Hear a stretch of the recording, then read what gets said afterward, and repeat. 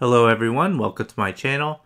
We are fresh out of a local tournament to round out the first week of set 3, and I'm joined by the winner Charles from my local One Piece community, who won piloting the yellow Katakuri deck. So this is Charles' first time on the channel, so it's pretty exciting to have him on. How's it going, Charles? It's going great. Yeah, that's good. And thanks for being on here. No problem, thanks for having me. Yep. So we have a new color in set 3, and it is yellow, and it's not really my play style, but I'm enjoying seeing everyone else try the deck out and you having success with it early on. So that's really exciting as well, because, you know, we were kind of expecting a lot of red, but what is it about the yellow color and the mechanic that goes with it that appeals to you? Well, first and foremost, it wasn't red. 2 sets of red meta have definitely gotten me looking for other options. But honestly, the ability to really generate a lot of extra value in the color, not only with like good searchers and good like on KO effects, but the triggers to be able to play so many bodies out of the life deck is just a tremendous tempo swing for it, and with as many aggressive decks that are going to be in the format right now, you just end up getting a lot of free stuff with this deck, and I really like that. And you know, that's really kind of what I built the deck around, is to focus on maximizing that value as much as possible. Yeah, that's great. And you know, it was a deck that was played quite a bit. Everyone was trying to chase down these yellow cards, and I think it's way ahead of where black was in set 2, you know, because black was kind of the same thing. Everyone was rushing to get those cards because they wanted to play that color, but the big benefit, I think, is that this deck has a searcher. Like, that's just such a game changer. But yeah, you have a good list here. Other players have tried it, but you won with it, so let's go through your deck list, starting with the leader, and it's all you. Sure. Yeah, so on the leader, if you're not aware of what he does, with just 1 Dawn on him, you can swing and look at life cards, either your opponent's or your own life cards, but also gets that plus 1k boost. So that's a huge thing for this leader. He's very aggressive for 1 Dawn. He's swinging for 7k, and then he allows you to really set up your life deck to optimize whenever your opponents are swinging in with all of the triggers that are hopefully in your life cards. And if you already know what your top card is, you know, the ability to search your opponent's top card to potentially keep them off of some tempo stuff is nice as well. But again, big thing is setting up your own life cards and being able to put pressure very early on for just a 1 Dawn investment. From there, you know, your 1-drop Charlotte Pudding, that's your searcher for the deck. Auto include 4 of, absolutely must have 4 of them in your deck. Searches Big Mom and Sanji, so she's basically impossible to whiff in this deck. It is theoretically possible, but not very, very likely. Strusen is just in there. He's 2k counter for 1. His on play could be relevant, you know, if there were a re-emergence of law decks. You know, the fact that he can blow up a targeted 1-drop is not terrible, but I've never played him, and I've never found a reason to play him at this point. Kind of same with the 2-drop Charlotte Pudding. She's in there because she's a 2k counter. Decent body, but never found any reason to put her into play. Now, Sanji is in there. He's 2k counter, but his ability is actually pretty relevant. Decent body for a 2-drop. I found myself playing him quite a bit just because he was a 2-drop, and it was an early play in a deck that does not have a ton of early plays. But his ability basically just draws a free card for that on there. It's a smaller version of the Daifuku, but because he's not really competing for any other spots in the deck as far as on curve, like, he allows you to put him play. And usually when I played him, he was not the first thing that they went to attack, so I would get 1 or 2 activations off of him if I were in a position to play him. And if nothing else, like I said, he's a 2K counter in the deck as well, but was definitely the card that probably overperformed for me tonight based on why he was in the deck. Then you have our 3-drop blocker, another 4 of. She triggers from your life deck for free. Nothing an aggro deck wants to see less than you take a point off your life and then flip a blocker into play for free. No reason to not have her in there. She has a 1K counter too, so she's never going to be a dead card in your hand. And then you have Charlotte Perospero, definitely an MVP for the deck. He can be played out of your life pile with the trigger. You just trash a card from your hand to put him into play. Solid body. He can swing for 5K, so he can hit most leaders without any Dawn investment. And then that on KO, being able to search and replace himself when he dies with another card from your hand is awesome. Again, this is a automatic 4 of in the deck. There's so much value on this guy. You take a damage, you get to play him for free off of the top or off your life pile, and then they have to deal with him eventually, and he allows you to replace and dig for some of your late game bombs that you have in the deck as well. Charlotte Cracker. This card, again, is an automatic 4 of in the deck because it can be played again for free from the life deck. I did find, though, that very rarely are you losing the life battle here, so his ability to gain double attack is fairly limited, but he is a 1K counter, so he's never a dead card. Another potentially free card that can swing for 5K with no Dawn investment, and you can go towards a leader. Great card all the way around. Performed slightly under, just because, like I said, very rarely do you ever have the opportunity to turn on his double strike, but if he does, he's absolutely a card that has to be answered. Charlotte Smoothie is the next one up here. This one was a card that in my original build I only had as a 2 of, but as I was playing, I really just wanted to build and maximize free cards off of triggers as much as I possibly could. Again, she's another card that can swing at a leader with no Dawn investment, comes into play off your life deck for just trashing a card out of hand.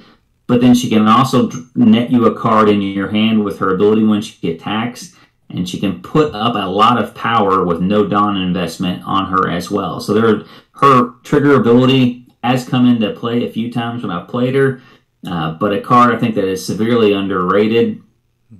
Again, a 1K counter, so she's never going to be dead, and it can always put pressure on the board without any investment at all, which is important. Because you're really going to be wanting to play your top end stuff on curve, and you're not going to have extra Dawn to be putting into characters that can't swing on leaders. Charlotte Daifuku is in there as a 2 of. Same ability as Sanji from before. Unfortunately, there's just a lot of competition in here for that 4-drop spot. Paying 4 Dawn is a pretty big investment for this deck. And you have some better options in that spot. A lot of times, if you have Perospero, you're going to want to play him over the Daifuku. If you have Cracker and you're behind, you're probably going to want to play him over the Daifuku. And he doesn't get played for free out of trigger. So I had him as a 4 of originally, cut him back as a 2 of, and honestly never found myself in a situation that I wanted to actually put him into play. Very often was discarded to put one of those other free ones into play, or just use as the 1K counter. You have Shirahoshi, as a 4 of in the deck. She is a card that is absolutely insane off the trigger, and that's why she's a 4 of in the deck. When she's in your hand, she is basically just a 1K counter or a card to pitch to one of the other effects. There may be a scenario where you're just really desperate to dig for an answer that you may play her from your hand, but for 5 and no power onto the board, I was not that desperate at any point in time tonight in the tournament, but I could see a situation where we want to. But she is absolutely phenomenal as a trigger, and in worst case scenario, she's a 1K counter in your hand to pitch to some of the other effects if you need to, or just to stay alive in that particular combo. Then we have the 7-drop starter deck, Charlotte Lin. She's the one that gives your opponent the choice to either take a damage or have you gain a life, basically. At 8,000 body, she's not a huge body for the cost, but her ability is very effective and allows you to kind of put some preemptive pressure on your opponent prior to the 10 drop coming in. I would like to get a third copy of her in the list somewhere. I'm not sure if I'll be able to find a spot for her going forward. She doesn't combo, which makes her kind of tricky, but she is searchable by both of your searchers in there, so you can dig down and get to her, so you don't necessarily need a ton of copies for her. But my play tonight, I didn't see her as often as I would have liked to see her in the games, so I would probably like to get her up to at least 3 copies if I can. That brings us to the MVP of the deck by far. That is the 10 drop. Charlotte Lin. She comes into play. She trashes a card from your opponent's life and adds one to yours just by coming into play. And then she's a 12,000 body on the following turn. Absolutely a 4 of. Just continually playing this card back to back to back is insane. Once you get to 10, you're really not even going to want to see another card other than this one. She's just very aggressive. As I did point out, though, she's the big reason why like 5,000 attack is so important on a lot of the characters in the deck, because you're tapping out for that 10. You don't have any other resources to put on to invest on swinging for their life after you played her into play.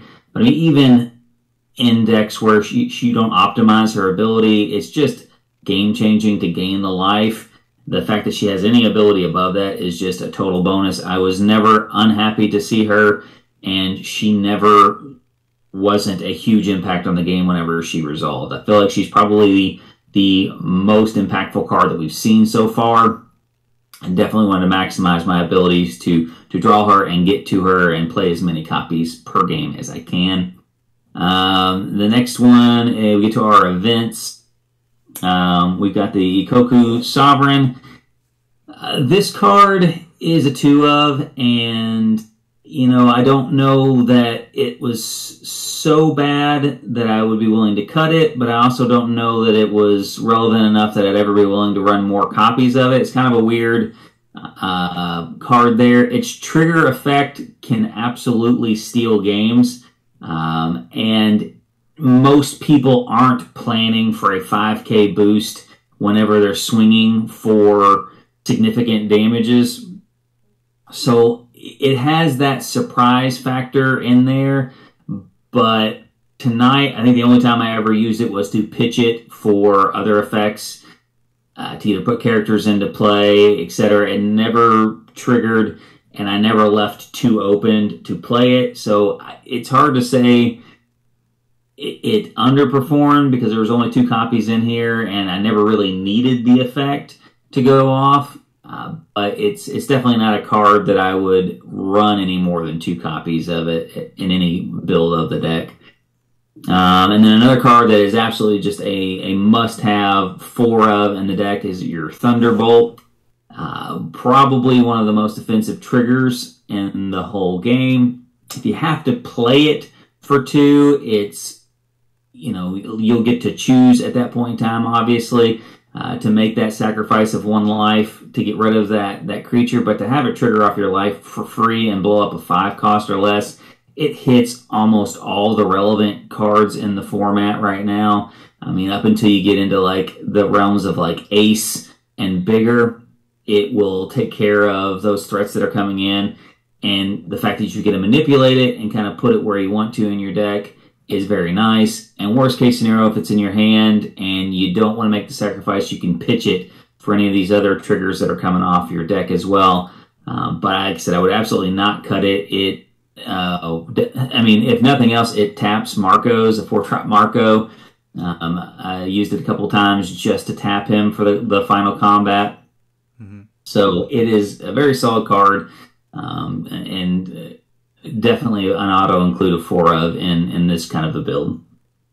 Right. Yeah, this looks like a solid list, and it's definitely making me want to reassess my list because I did build a Katakuri myself. definitely my top end, it looks a lot different than this. There's an obvious card that you chose to omit from this deck. So what are some cards that you would consider adding into this deck? I mean, honestly, I went through and tried to find some more trigger cards just to get free value. A lot of the other trigger cards either are too steep of a trigger cost. I think there's a vanilla 3/5, and you have to take another life card or damage to play it off of a trigger, which basically turns their single attack into a double strike attack, which is pretty steep. And then there's another, I think, a 3-drop, but he's only got like 3,000 power, and I just couldn't see myself ever having enough to invest in him on a regular basis to warrant him being in there for the extra trigger. Like I said, I'd love to get more copies of the Charlotte Lin in there. I just don't know that, the only other cards I'm not running 4-ups right now would go down to like singletons or be cut altogether to make room for additional Charlotte Lin-Lins. So I could see possibly, cutting the Ikoku Sovereign for, another Charlotte Lin-Lin, and then possibly another Daifuku. I guess the biggest omission that I see in a lot of the decks that are getting played is obviously the 8-drop Katakuri, the secret. Initially, he wasn't in the list because I just didn't have a copy of him originally, but then whenever I was testing and using him in the deck, like, he really just underperformed for 8. I think a big reason why most people are including him is he deals with troublesome cards like the 4-drop Marco, or even the 5-drop Marco. Mm-hmm. But the problem is you're dealing with a 4 or 5-drop with an 8-drop, and the 8-drop's body isn't really that substantial in comparison to the ones that he's getting rid of. He's got no combo power, and by taking care of that threat on the other side, he's giving your opponent another life. And a lot of times it's just this deck isn't aggressive enough to just be giving the life up for an 8-drop. So I ended up cutting him entirely. And honestly, there wasn't a scenario tonight where, I was playing through the tournament thinking, hey, having access to him or having him on curve here would really be beneficial. Most times I would rather just play 2 4-drops and, be able to really pressure him the following turn by playing a 10-drop Lin and swinging with 3 attackers following them losing that life card. So I just didn't see a home for him in this particular build. I'm sure, there are some other yellow builds where they can play a little bit longer game, but I think this deck goes wide really quickly, and he's just, counterintuitive to giving them the extra life, or, possibly burying one of your guys to get an extra trigger off of something. Just didn't seem worthwhile.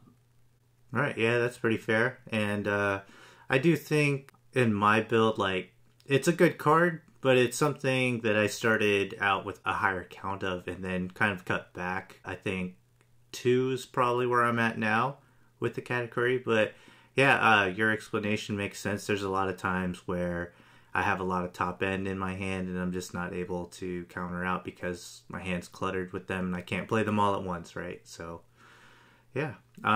What are some tips? Because, this is a new color. So what are some tips or advice that you have for anyone trying to play Katakuri? Yeah, so your opening 5, what you're really looking for are going to be your low-end cards, because you don't have a ton of low-end plays. So your Charlotte Pudding, your Sanji, and your Perispero, those are the cards you really want to see in your opening hand. Shirahoshis, Thunderbolts are basically dead cards in your hand. Not completely, obviously, but those are the cards that if they're in my opening 5, I'm probably throwing that hand away because they're really most valuable out of your life deck as triggers. Sanji's ability, and to a lesser extent, Daifuku's ability, obviously the same ability, just later in the game, but are really helpful for not only the card draw, but also potentially putting more cards into your life deck that have the trigger ability. So there were a couple games I played where I had already seen most of my cards, and there weren't any triggers that were in there out of the life cards that I had. So Sanji was able to draw some of like the 2K counters that were in there that don't have triggers, and then put a new card from the top of my deck on there that had the potential to trigger. So I think that's why those abilities are so substantial for this, is for those games where you are unfortunate and don't have a ton of triggers, you can kind of siphon through and get some potentially more triggers on there. Because that's really where the deck shines, is getting cards for free into play.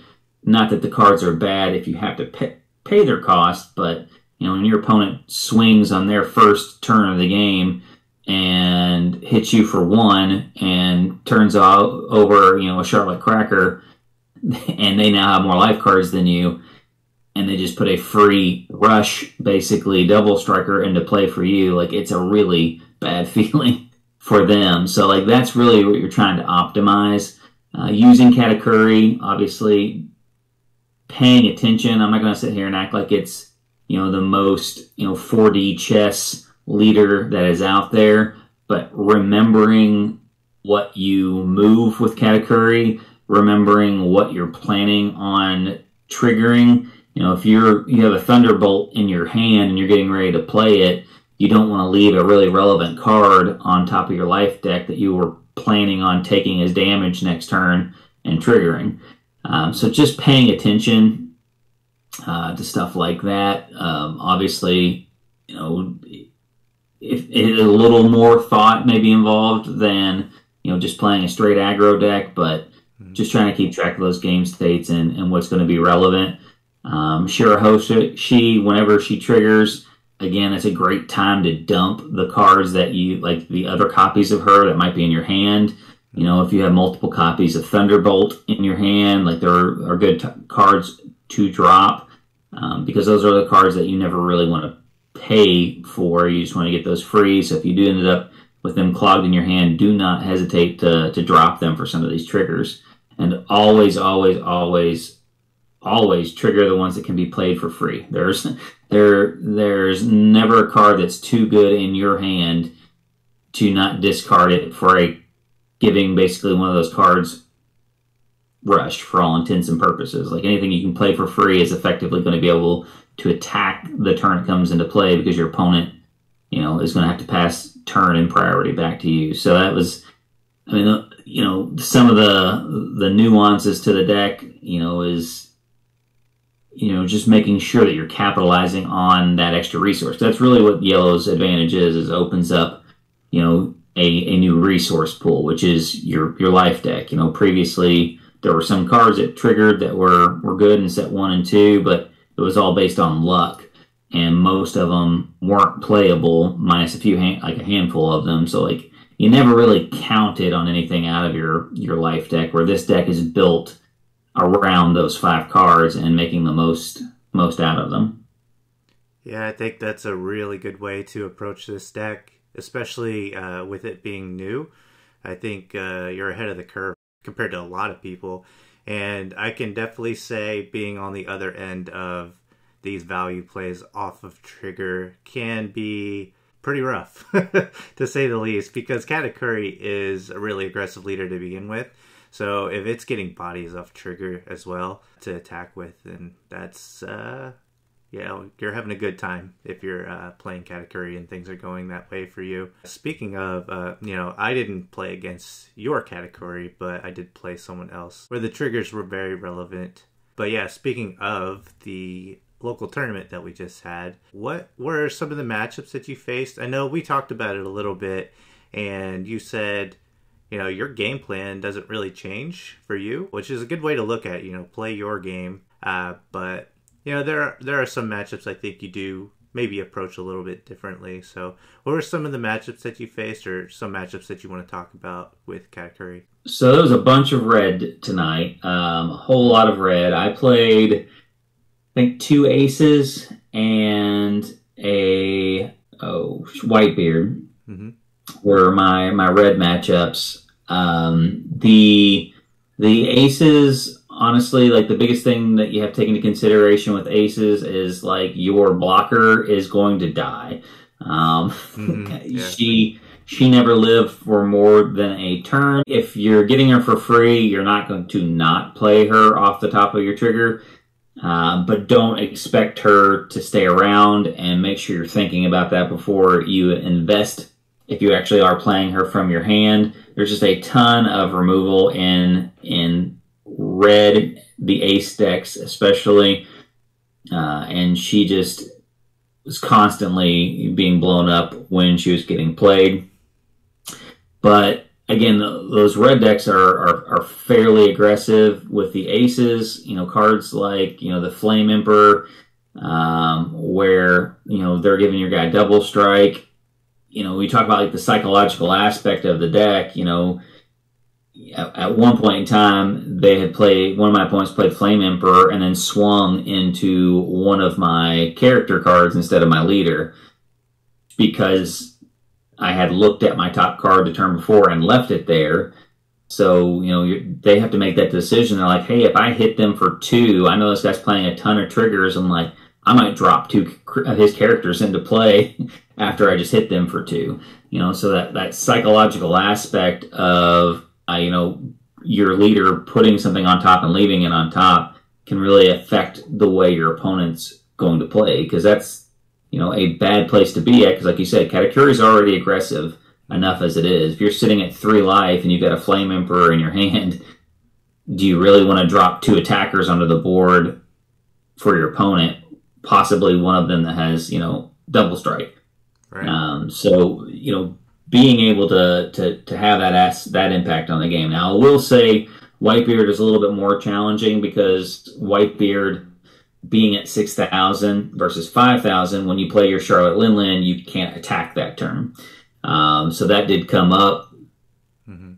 She was still worth playing because of the life card gain that she provided, but it is something to keep in mind. Like, against all those other leaders, you can play your Linlin and still swing on their leader, but with him, Linlin's going to basically be your turn. So make sure you're planning around that. With the only other deck I played tonight was the guy who came in second with his yellow Katakuri list. And shout out to Ben. Yeah, the biggest difference in that matchup is you can use your Katakuri more offensively on their particular draws. Most times, unless I already knew what my cards were, I wasn't using Katakuri on my opponent. When your opponent's also playing a Katakuri list, like, you have that opens up that option. So just be mindful of that. Like, if what you trigger is going to be less impactful than what they could potentially trigger, using his ability to look at their card and make sure, you're not going to get thunderbolted. So that was one. And in that particular matchup, I knew he had a Thunderbolt as his last card from his life, so I was able to play around it and make sure that I had my attacks done in order to where the Thunderbolt trigger wasn't going to hit anything relevant.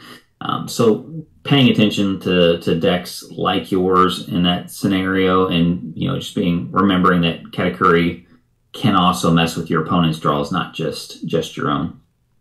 Yeah, that's really smart. I actually was able to watch a few of your matches because I played right beside you in 2 rounds, and mine finished early, so I was able to watch your crazy match against Michael's Whitebeard. So that one came down to the wire, and a lot of decisions had to be made in the end game, and you were able to hold on to a Thunderbolt, and then you used it against his lone Marco.